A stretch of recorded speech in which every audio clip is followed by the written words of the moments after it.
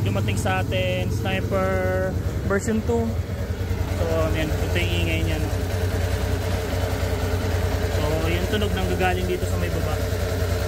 So check natin to lahat, and then tingnan natin kung anong mga parts na damage.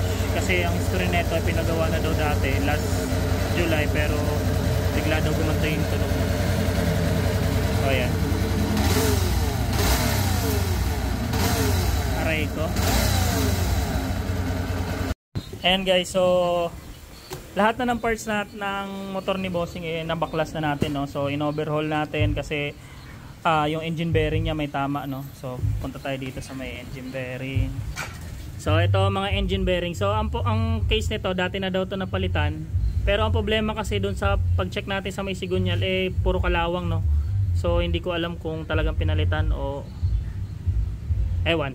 So ayan mga bearing nito ni Bossing palitin na.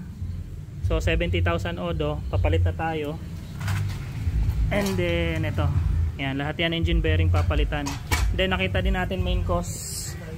Etong sigunyal niya, no. So may tama to.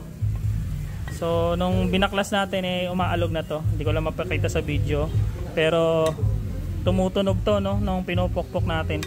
Ang history pala nito ni Bossing dati na daw pinalitan ng connecting rod. Ang problema hindi naka-align. Hindi siya naka-align.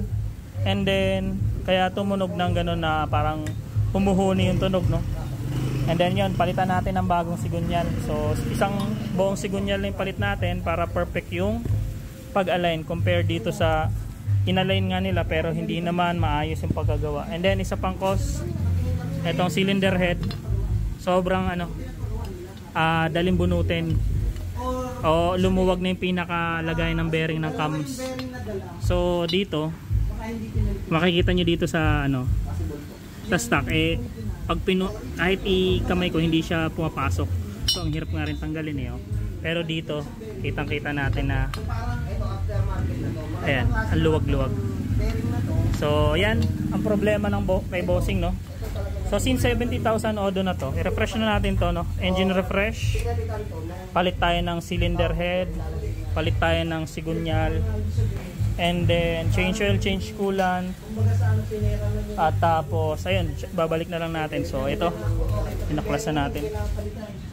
Ayan, so yung mga parts nya ayos na yan, no. So balikan na lang. So yun, nakita medyo malaki ang gastos, pero wala, ganun talaga kailangan tanggapin kasi pang araw-araw na Bossing. So ayusin na lang natin, balik natin, then pamaya sound check natin yung after pag nakabit na yung mga pyesa. So ayan, ito na yung kay Bossing, no. 6:20 ng gabi. So ito na yung motor niya, no. Bago na yung cylinder head.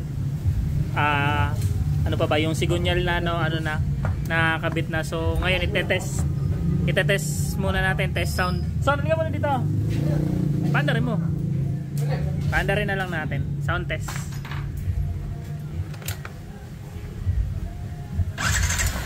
So ayan, napakatahimik. Red walking, konting rev. Tapos yung flow ng langit, ayan, umaakyat. So ayan, napakatahimik. Kanina parang pagka-revolution may umuugo, ngayon ayan, tahimik. So ayan, ibabalik na lang natin lahat ng iba pang parts, and then break-in period muna. Ayos na sir.